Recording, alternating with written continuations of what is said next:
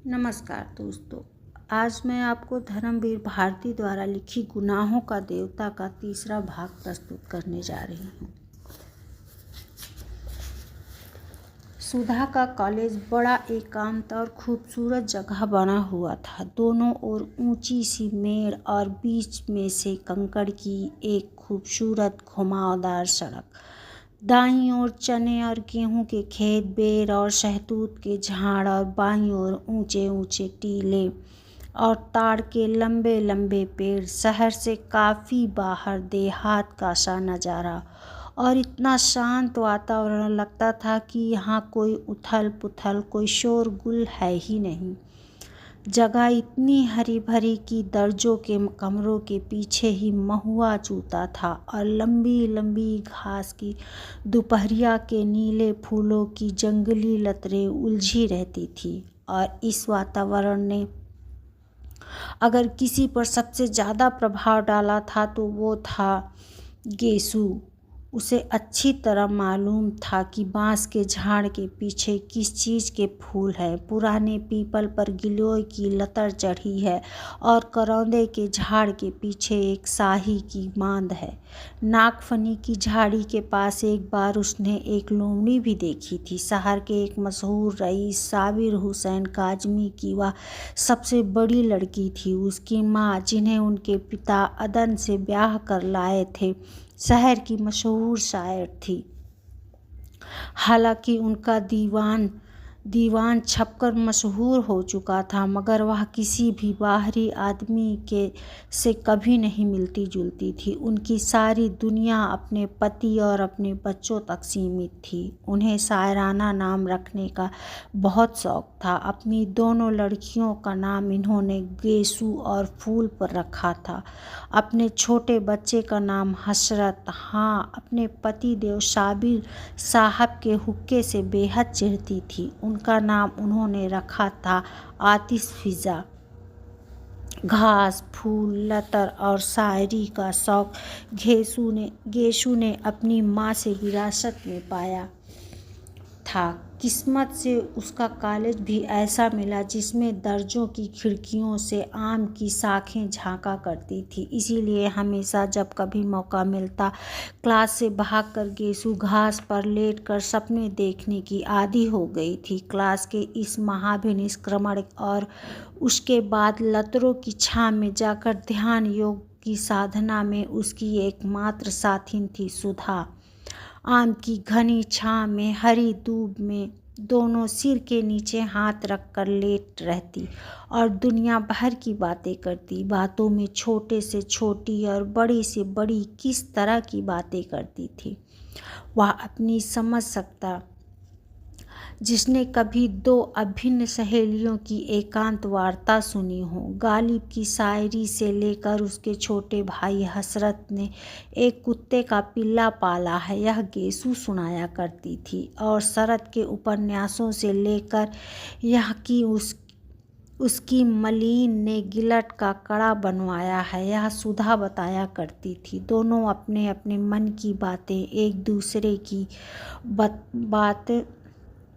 बातें एक दूसरे को बता ही डालती थी। और जितना भावुक, प्यारा, अनजान और सुकुमार दोनों का मन था, उतनी ही भावुक और सुकुमार दोनों की बातें। हाँ, भावुक सुकुमार दोनों ही थीं, लेकिन दोनों में एक अंतर था। गेसु शायर होते हुए भी इस दुनिया की थी और सुधा शायर ना होते हुए भी कल्पना लोक की थी।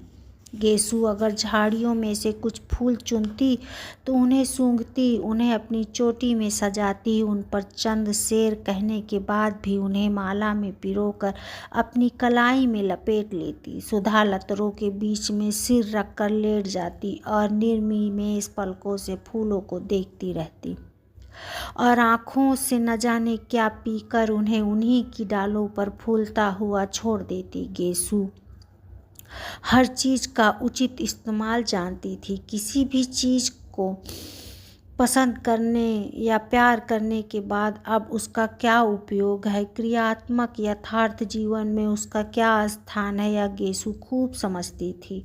लेकिन सुधा किसी भी फूल के जादू में बंध जाना चाहती थी, उसी की कल्पना में डूब जाना जानती थी। लेकिन उसके बाद सुधा को कुछ नहीं मालूम था।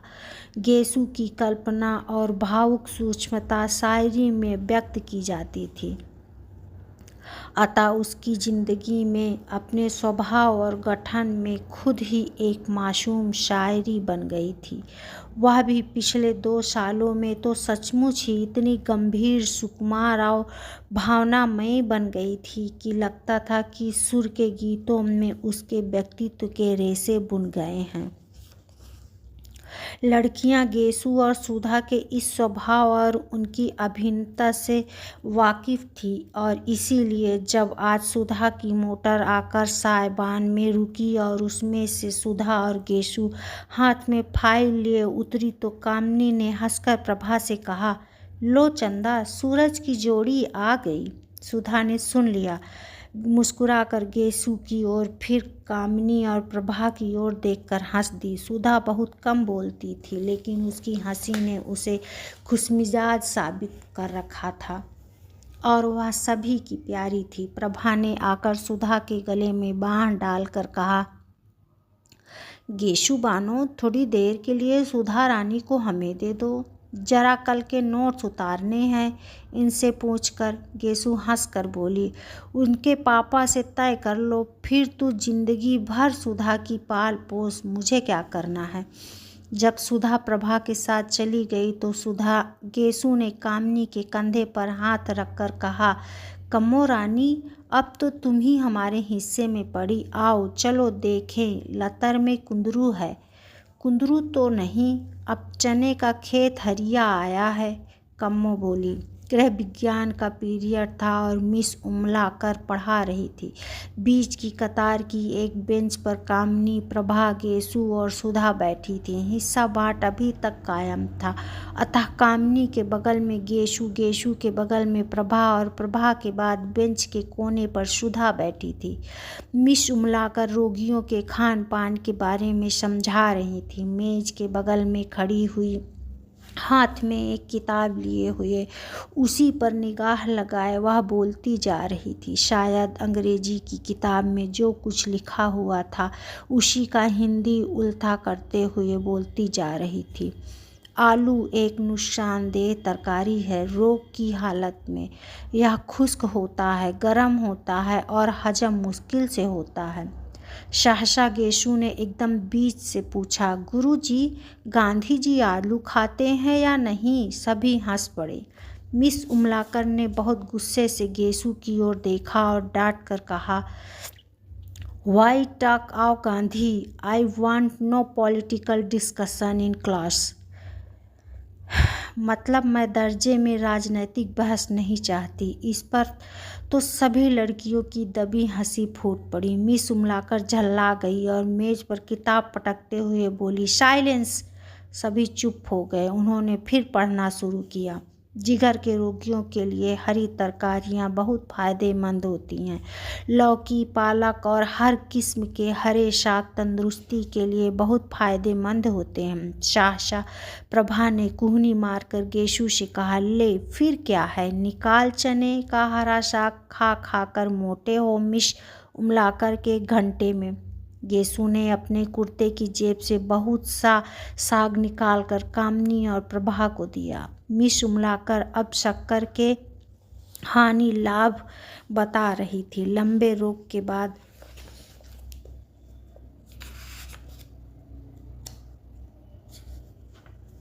रोगी को शक्कर कम देनी चाहिए। दूध या साबूदाने में ताड़ की मिश्री मिला सकते हैं तो दूध तो ग्लूकोज के साथ बहुत स्वादिष्ट लगता है। इतने में जब सुधा के पास साग पहुंचा कि फौरन मिस उमलाकर ने देख लिया। वह समझ गई यह शरारत गेसु की होगी। मिस गेसु, बीमारी की हालत में दूध काहे के साथ स्वादिष्ट लगता है? इतने में सुधा के मुंह से निकला, साग काहे के साथ खाएं? और गेसु ने कहा, नमक के साथ। नमक के साथ? मिस उमलाकर ने कहा। बीमारी में दूध नमक के साथ अच्छा लगता है। खड़ी हो, कहाँ था ध्यान तुम्हारा? गेशु सन्न। मिस उमलाकर का चेहरा मारे गुस्से के लाल हो रहा था। क्या बात कर रही थी तुम और सुधा? गेशु सन्न। अच्छा, तुम लोग क्लास के बाहर जाओ, आज हम तुम्हारे गार्जियंस को खत भेजेंगे। चलो जाओ बाहर। सुधा ने कुछ मुस्कुराते हुए प्रभा की ओर देखा और प्रभा हंस दी।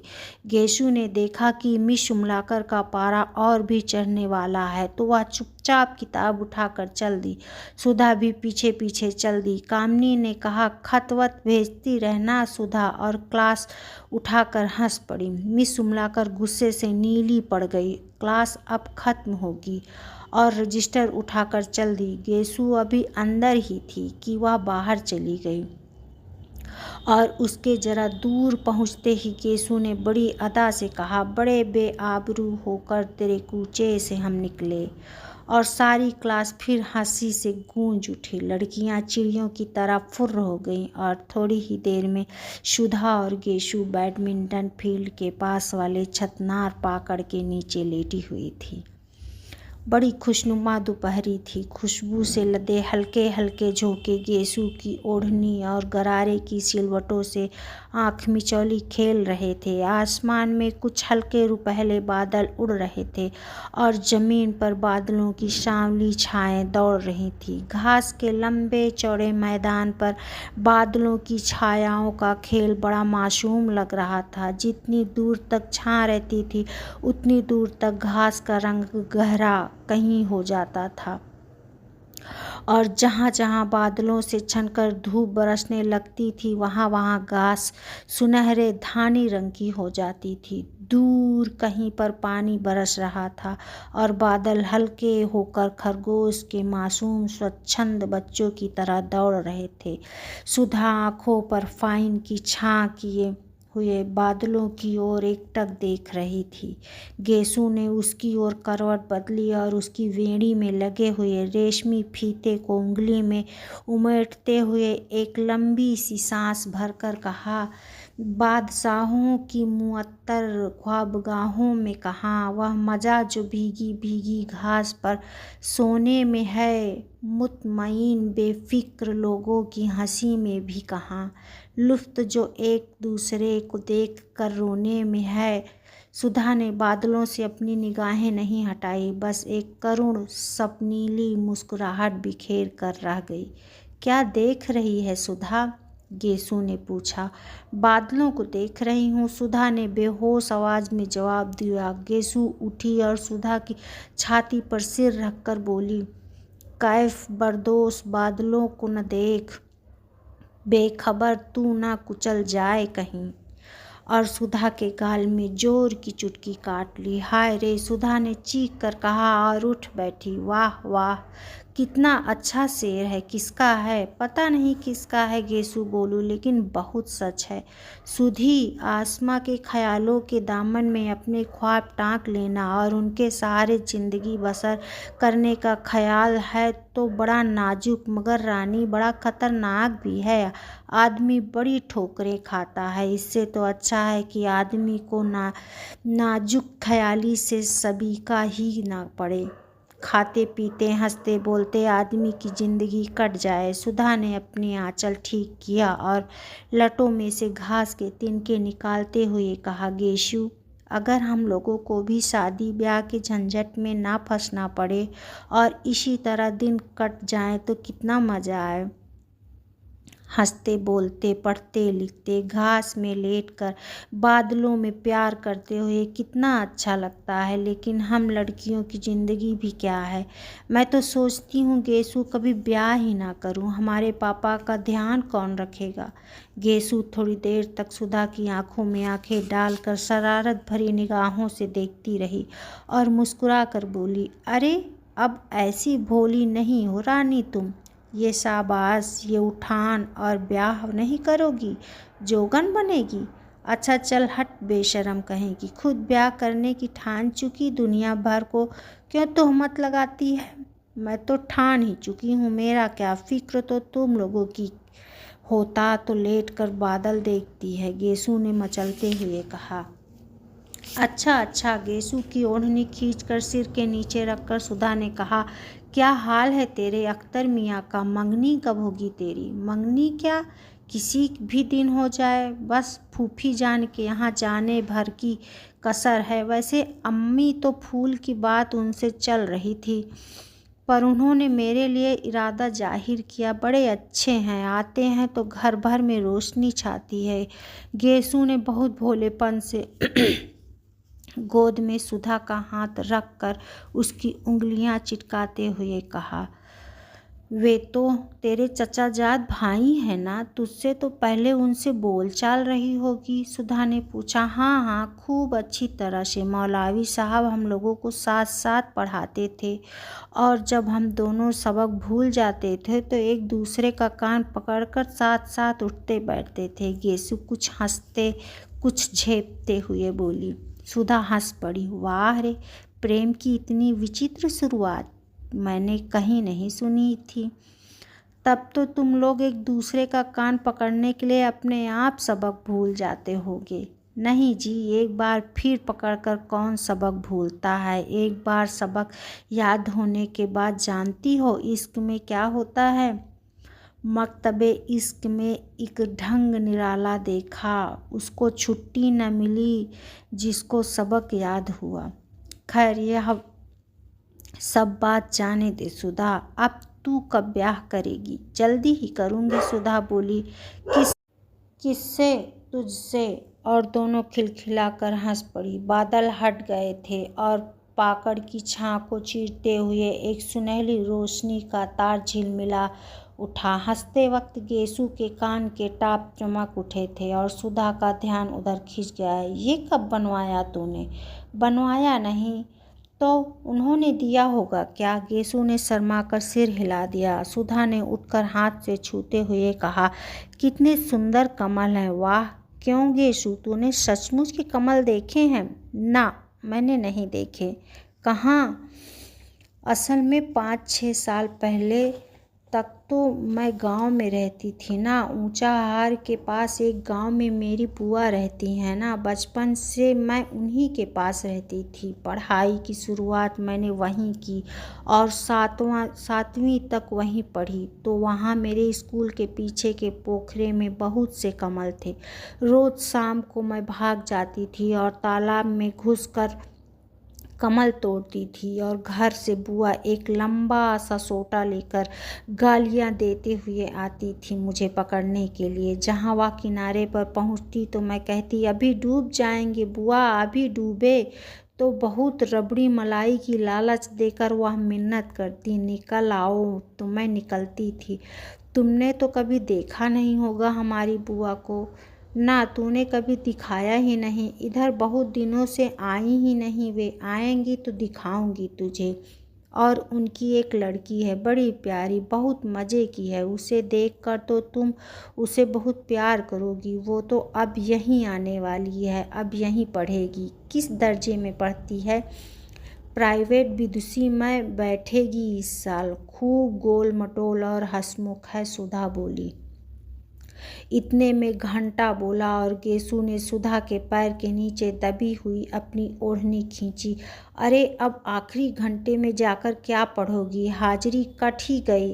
अब बैठो, यहीं बातचीत करें आराम से, सुधा ने अलसाए स्वर में कहा और खड़ी होकर एक मदमाती हुई अंगड़ाई ली।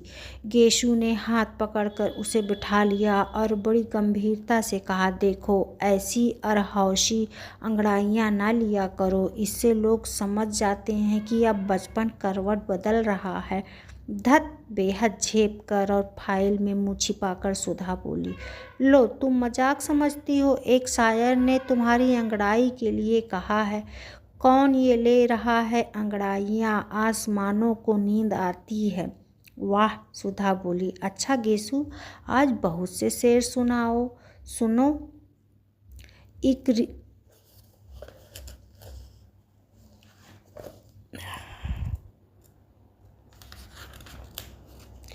पहली लाइन का क्या मतलब है? सुधा ने पूछा। रितायती के माने हैं अंधेरी की चादर और खबे कायनात के माने हैं जिंदगी का सपना। अब फिर सुनो शेर। एक रिदायते तिरंगी है और खबे कायनात, डूबते जाते हैं तारे, भीगती जाती है रात। वाह कितना अच्छा है। अंधकार की चादर है, जीवन का स्वप्न है, तारे डूब जाते हैं, रात भीगती जाती है। गेशु, उर्दू की शायरी बहुत अच्छी है, तो तू खुद उर्दू क्यों नहीं पढ़ लेती? गेशु ने कहा। चाहती तो बहुत हूँ पर निभ नहीं पाता। किसी दिन शाम को आओ सुधा, तो अम्मी जान से तुझे शेर सुनवाएं। यह ले तेरी मोटर तो आ गई।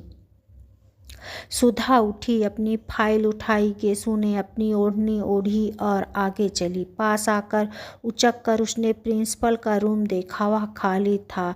उससे दाई की खबर दी और मोटर पर बैठ गई। गेशु बाहर खड़ी थी। चल तू भी ना। नहीं, मैं गाड़ी पर चली जाऊंगी।